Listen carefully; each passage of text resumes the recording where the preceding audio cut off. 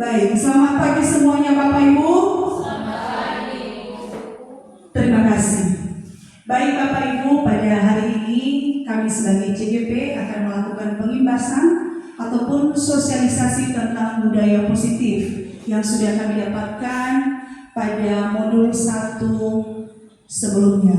Untuk itu Bapak Ibu, sebelum kita memulai kegiatan ini, kita mungkin ice breaking sebentar. Ini ice breaking yang sangat simpel sekali dan mungkin sangat baik untuk juga bisa kita terapkan di kelas masing-masing. Maka saya minta kesediaan Bapak Ibu untuk kita berdiri. Baik, terima kasih. Sekarang Bapak Ibu, ice breakingnya sangat gampang sekali. Melakukan senyum. Jadi kita senyum, kita pandang di sebelah kita. Maka saya persilakan sekarang Bapak Ibu, silakan pandang kawannya di samping dan mulai langsung dilaksanakan sekarang bisa mungkin berbalik, saling berhadapan. Sudah dipandang, jangan dipandang bibirnya. Nanti kalau dipandang bibirnya mungkin bisa dipandang matanya, dipandang hidungnya. Jadi saling memandang. Iya, belum ada aba-aba untuk memberikan senyuman. Saya lihat kita semua sudah senyum. Baik, tepuk tangan untuk kita semua. Silakan duduk Bapak Ibu. Jadi ini mungkin ice breakingnya terkesan sangat simpel sekali, tetapi ini sangat bagus untuk kita memberikan kepada teman-teman ataupun adik-adik kita, anak-anak kita dalam kelas. Sebelum memulai pembelajaran, jangan anak-anak langsung top kasih materi. Jangan. Jadi masuk ke dalam kelas dulu, itu yang diharapkan kepada kita. Masuk ke dalam kelas, berikan senyum termanis kepada anak-anak kita. Ya, kita upayakan anak-anak kita siap menerima pembelajaran. Kita perhatikan keseluruhan anak kita. Apakah ada anak kita yang mungkin murung? Mungkin bisa kita dekati. Kira-kira apa masalahnya?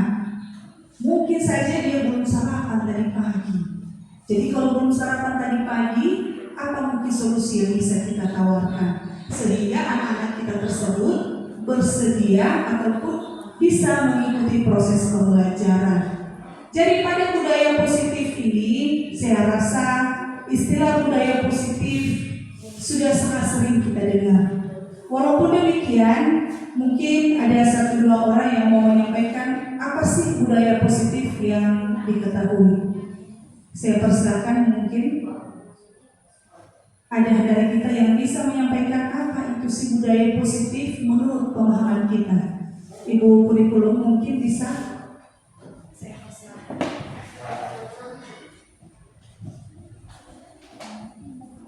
Menurut saya, disiplin itu kepatuhan pada aturan yang sudah disepakati dan dilaksanakan dengan penuh tanggung jawab.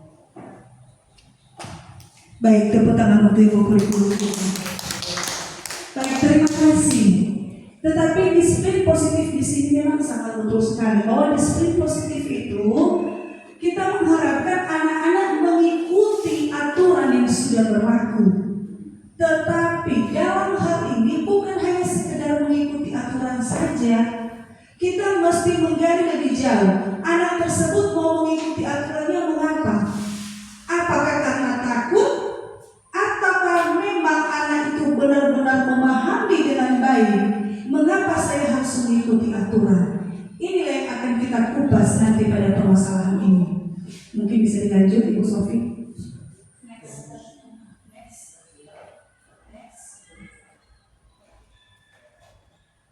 Yang pertama, ini ada nilai-nilai kebajikan, ya, nilai-nilai kebajikan ataupun nilai-nilai kebaikan yang perlu kita tanamkan kepada anak-anak. Bisa kita baca sendiri pada profil pelajar Pancasila. Selanjutnya ada nilai-nilai kebajikan keterampilannya, keterampilan hidup. Itu adalah salah satu keterampilan hidup ketika seseorang tersebut bisa dipercaya. Otomatis dengan seseorang dia sudah. Baik, kita lanjutkan. Seorang anak pasti melakukan sesuatu itu, ataupun manusia melakukan sesuatu itu pasti ada dasarnya. Kita pelajari dulu bahwa ada 5 kebutuhan dasar manusia. Yang pertama itu kebutuhan untuk bertahan hidup. Kebutuhan bertahan hidup ini itulah kebutuhan fisiologis dan kebutuhan biologis. Mungkin salah satunya di sana makan. Saya rasa kalau pagi hari kita belum makan, aktivitas apapun rasanya sudah kita lakukan.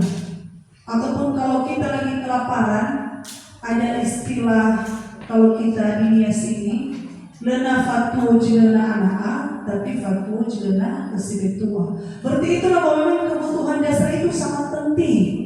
Ya. Makanya kemudian misalnya ada kasus, ada masalah anak-anak mencuri, ada seseorang mencuri. Kenapa dia mencuri? Dia mencuri bukan berarti kita mentoleransi mencurinya, bukan.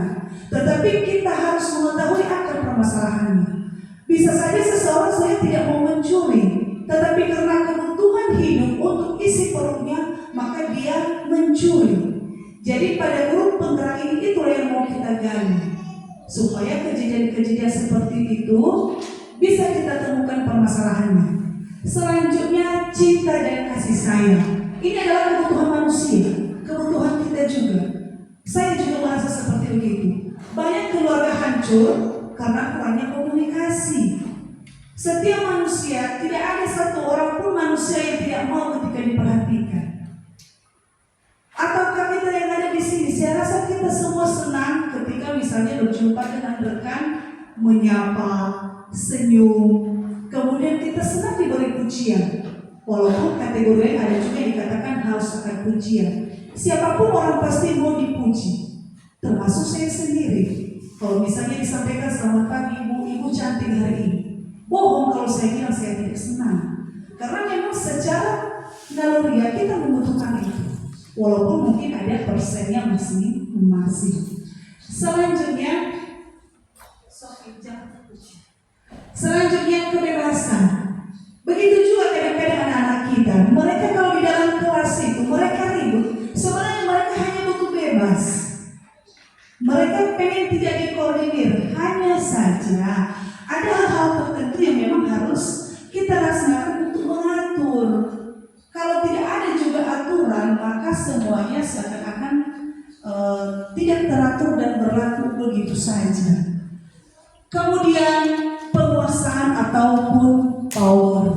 Mengapa orang sekarang berlomba-lomba anaknya ikut dibuat les, ikut kegiatan ekstrakurikuler. Bahkan di sini saya rasa di daerah kita sudah banyak les-les musik. Mengapa? Tentu kita mengharapkan anak-anak kita ini punya kemampuan, punya skill. Dengan dia punya skill maka akan digunakan dimanapun dia berada. Apalagi sekarang, ini sekarang zaman sudah zaman IT. Kalau kita tidak bisa mengoperasikan komputer, kita percaya atau tidak, kita yakini atau tidak, kita otomatis akan tersisih dari lingkungan. Kalau kita semakin ke depan tidak mau lagi belajar, maka seleksi alam itu akan terjadi. Pelan-pelan kita tidak akan digunakan. Misalnya saja, untuk kegiatan-kegiatan kita di sekolah, otomatis karena sekarang semua berbasis IT, yang kita yang gaptek pasti otomatis itu tersisih, tidak akan terpakai. Makanya hal ini sangat ditekankan long life education. Kita wajib belajar dan belajar terus. Itu pun harapan kita kepada anak-anak kita. Selanjutnya, baik. Yang terjadi selama ini Bapak Ibu, untuk posisi kita, posisi kontrol guru itu yang terjadi selama ini, itu yang kelima itu sering kita laksanakan. Ada posisi sebagai penghukum. Posisi sebagai penghukum ketika anak bermasalah langsung pak, kita tampar, kita cubit dan apapun yang kita lakukan. Atau kita suruh dia berkeliling lapangan. Itu namanya posisi penghukum. Yang kedua, sebagai pembuat merasa bersalah. Jadi saya rasa ini sering juga kita lakukan. Biasanya kita sampaikan begini, kamu tega ya sama ibu, tadi ibu udah bilang bahwa kalian mesti tenang, tapi kalian tidak mengerjakan tugas. Masa kalian tega sama ibu melakukan demikian? Efeknya memang pada saat itu anak merasa bersalah dan dia mau berubah, tetapi efeknya tidak berkelanjutan karena anak merasa hanya guru tertentu tersebut. Kalau ada guru yang keras, maka dia tidak akan peduli. Makanya kemudian anak sering terjadi membeda-bedakan guru. Kepada guru A dia tenang, kepada guru B dia bertingkah. Selanjutnya sebagai teman, ini juga harus kita laksanakan. Mungkin kita rangkul, Nobu, kenapa kamu melakukan seperti begitu? Seharusnya tidak seperti begitu. Sambil kita elus-elus.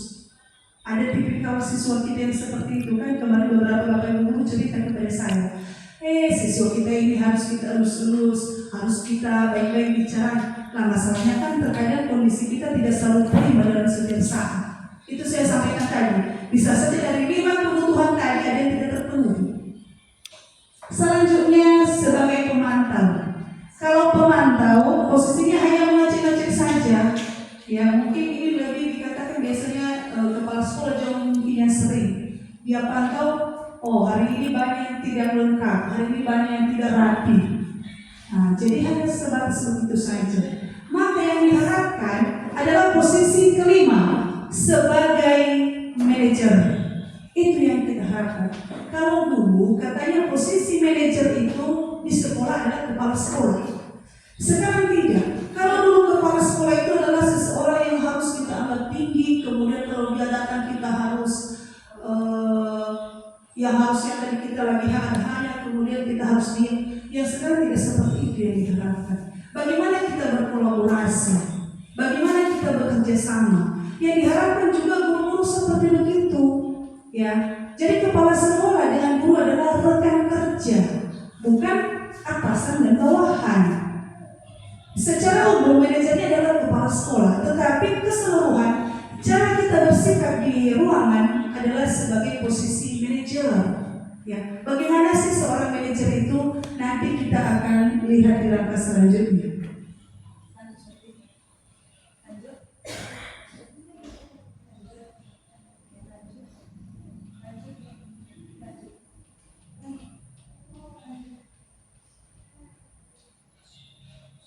Ini tadi yang contoh kasusnya, walaupun tadi sudah kita sampaikan. Lanjut. Oke. Ini adalah keyakinan kelas. Ini yang diharapkan kepada kita.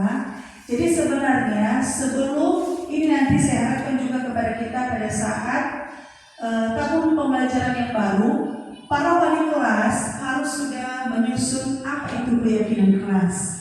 Jadi beda dengan kalau dulu kan istilahnya aturan kelas. Keyakinan kelas ini sebelum, makanya nanti pada saat tahun ajaran yang masuk wali kelas, kita buat kesepakatan bersama anak-anak. Kesepakatan itu pasti beda-beda tiap kelas. Apa kesepakatannya? Misalnya saja ketika guru berbicara maka semuanya harus saling mendengarkan. Kemudian apa lagi? Tidak boleh saya lagi dalam keyakinan kelas ini tidak boleh menggunakan kata negatif. Ya, kalau di aturan kelas sering kata tidak boleh, tidak boleh, tidak boleh. Pada keyakinan kelas ini yang ada adalah kata-kata motivasi, ajakan. Jadi misalnya tidak boleh panjang rambut. Kalau yang keyakinan di aturan kelas kan seperti begitu. Pada keyakinan kelas dirubah kalimatnya. Kalimatnya siswa ataupun peserta didik wajib mempunyai atau memiliki kedisiplinan, kemudian wajib misalnya rambutnya teratur, seperti begitu. Jadi tidak menggunakan kata-kata yang negatif, ajakan semua. Kemudian siswa harus berpakaian rapi di dalam kelas. Kalau yang sebelumnya siswa tidak boleh absen, maka mungkin bisa kita ganti dengan kata-kata yang lain. Siswa wajib ataupun seluruh siswa hadir setiap harinya. Jadi kata-kata seperti itu yang akan kita rubah. Jadi untuk keyakinan kelas ini nanti, ini kita harapkan pada awal pembelajaran itu bisa dimulai dan nanti dibuat dalam bentuk poster. Ya, bisa kita tempel-tempel, kalau bisa tidak terlalu banyak, biar siswa juga gampang untuk mengingatnya. Oke, lanjut Sofi. Lanjut. Baik. Ini adalah segitiga restitusi. Ketika ada masalah sebagai posisi manajer, maka ini yang kita lakukan. Diharapkan kita menyelesaikan dengan segitiga restitusi. Apa itu segitiga restitusi? Segitiga restitusi, yang pertama kita menstabilkan identitas. Nanti saya berikan contohnya. Kita stabilkan dulu identitas anak. Selanjutnya kita memvalidasi tindakan yang salah. Baru kemudian kita menanyakan keyakinan siswa. Misalnya seperti begini, itu kemarin kalau sudah ditonton di YouTube itu sudah ada saya share satu cara penyelesaian masalah yang seharusnya. Jadi kemarin itu adalah siswa kita yang terlambat. Kalau yang terjadi selama ini, ketika ada siswa yang terlambat, berbaris, ambil posisi, kemudian pungut sampah. Biasanya kan seperti itu yang kita lakukan.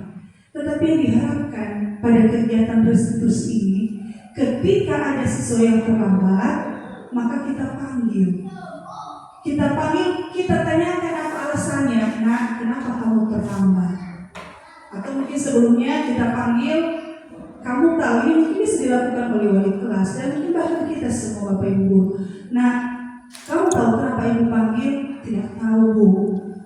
Betul kamu tidak tahu? Tidak tahu, Bu. Tadi kamu datang jam berapa? Saya datang 7:30, Bu. Kemudian kita bertanya, menurutmu itu kamu sudah mengikuti keyakinan kelas atau tidak? Anak-anak pasti akan menjawab, seharusnya jam 7:15, Bu, saya sudah bisa mengikuti apel. Kemudian kita berikan penguatan. Jadi memang luar biasa anak sekarang. Kita kasih penguatan. Oh baik anak, tidak apa-apa. Seperti begitu harus saya. Tidak apa-apa. Ibu juga pernah terlambat. Terlambat itu manusiawi. Tetapi apakah menurutmu tindakan itu salah atau tidak? Kemudian pasti anak-anak pasti akan menunduk. Dia akan menjawab bahwa tindakan yang tersebut tidak tepat. Kita sampaikan lagi. Kalau begitu menurutmu apakah sudah sesuai dengan keyakinan kelas kita atau tidak? Pasti anak akan menjawab tidak. Maka kita lagi masuk sebagai guru di situ. Baik. Apa penyebab kamu terlambat, Nak? Oh, semalam Bu saya sampai jam 11 lagi nonton TV. Oke, berarti kita sudah menemukan apa permasalahan kan? Kita tanyakan lagi. Baik. Jadi untuk segitiga diskusi ini kita lebih menanyakan, kita menggali, bukan kita yang memberi jawaban. Baik. Kamu terlambat karena menonton TV sampai jam 11. Menurutmu apa yang perlu kamu lakukan supaya hal ini tidak terulang kembali? Maka pasti disampaikan anak itu, baik Bu, mungkin besok saya akan tidur lebih awal, kemudian saya akan menyetel alarm saya supaya saya dapat bangun lebih pagi. Kita tanya selanjutnya, baik, kalau memang begitu, kapan kamu akan memulainya? Saya akan memulainya besok, Bu. Lalu kita bilang, baik, terima kasih. Kita sudah menemukan solusi dari permasalahan kamu. Ibu yakin? Kita tanya, apakah kamu mau jadi anak yang sesuai dengan keyakinan kelas? Atau bagaimana kamu kehidupan? Atau hanya besok saja kamu tidak mau terlambat lagi? Ya seperti biasanya anak-anak pasti akan menjawab tidak, Bu, saya akan berubah. Walaupun mungkin besoknya kita bisa di-prank lagi, ya kan? Kemudian kita sampaikan, saudara, terima kasih atas kejujuran kamu. Memang betul-betul kita belai dengan keyakinan kelas ini dengan sedikit. Baiklah, terima kasih atas kejujuran kamu. Ibu juga menghargai usaha kamu. Kamu akan tidur lebih awal. Kamu akan menyetel alarm supaya tidak terlambat lagi. Dan ibu yakin kamu pasti akan menjadi lebih baik ke depannya. Jadi kurang lebih seperti itu Bapak Ibu. Itulah menyelesaikan masalah dengan segitiga restitusi. Dan memang kemarin saya sampaikan juga bahwa walaupun ini memang berat untuk kita lakukan. Dan diharapkan anak-anak tersebut karena dari dalam hati dia kemudian yang berbicara, maka menurut survei, ini bukan saya yang sampaikan, survei bahwa itu lebih bertahan lama. Memang kita sampaikan kalau zaman dulu kita sekolah, aturan itu sudah jelas, maka kita semua ikut aturan. Tetapi kalau boleh kita ditanya sekarang, kita pasti tidak berterima karena kita dulu dididik terlalu keras. Salah sedikit tampar. Mungkin kalau kita dulu bisa melawan orang tua, kita mungkin akan melawan. Dan terbukti ada salah seorang siswa pernah menceritakan kepada saya, dia sangat kesal dengan bapaknya. Katanya kalau tidak mengingat bapaknya, ketika bapaknya memukul dia hanya masalah dia terlambat makan, dia akan memukul balik bapaknya. Itu kan, berarti memang efeknya luar biasa. Namun kita percaya bahwa kegiatan ini akan pasti berhasil karena ini sudah dimulai oleh pendahulu dan sudah katanya diadakan penelitian bahwa dengan penyelesaian masalah dengan segitiga restitusi ini akan menjadi lebih baik ke depannya.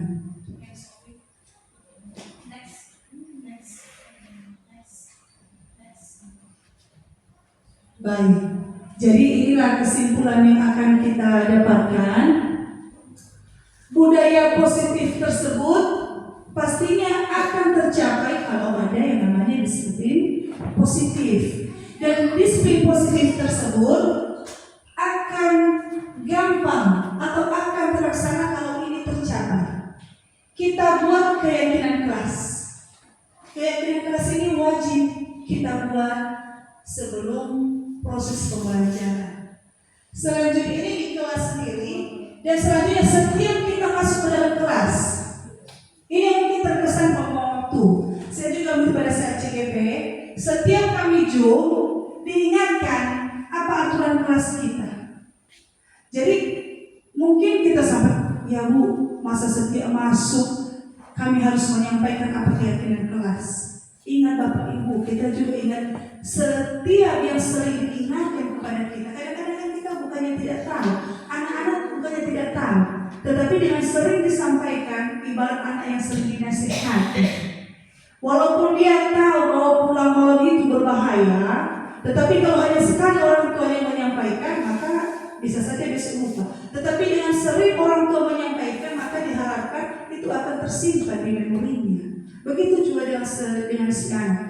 Kalau misalnya dalam sehari itu ada 3 orang guru yang masuk ke dalam kelas, maka setiap kita masuk wajib kita paparkan apa keyakinan kelas kita. Jadi ini semua Bapak Ibu hafal ya. Sebelum masuk proses pembelajaran, kita wajib menyampaikan apa keyakinan kelas kita. Ini adalah aturan kita ya Bu ya. Yang melanggar berarti sudah tahu apa konsekuensinya. Inilah aturan kelas kita. Misalnya hari ini kita belajar agama. Maka sudah pasti biasanya kan hanya sekali yang kita buat aturan keyakinan kelas itu. Tetapi setiap masuk selalu kita ingatkan. Tidak ingin kita perkatakan misalnya anak-anak mengikuti semua kegiatan proses pembelajaran secara aktif. Berarti itu mengatakan bahwa semua anak harus menyampaikan pendapat. Selanjutnya, apalagi kegiatan-kegiatan yang memang harus dilakukan anak. Ketika satu orang yang berbicara, maka yang lainnya mendengarkan. Berarti itu kita sampaikan bahwa tidak diperkenankan berbicara ketika ada guru yang berbicara.